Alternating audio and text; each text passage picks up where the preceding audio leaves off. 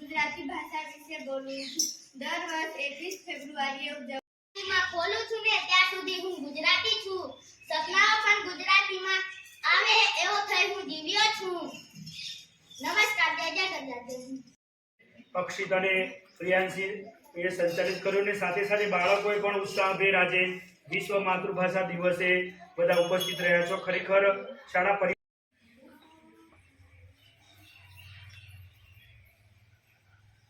આજ રોજ વિશ્વ માતૃભાષા દિવસે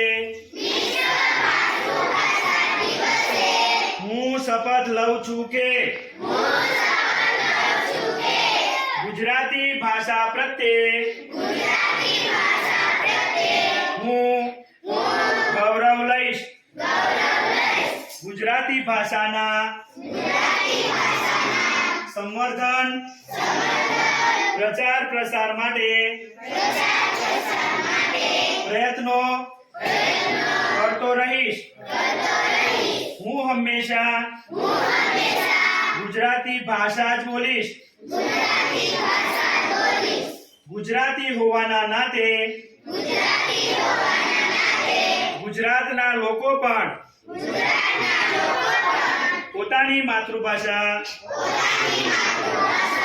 ગુજરાતીમાં વધારે વાતચીત કરે એ માટે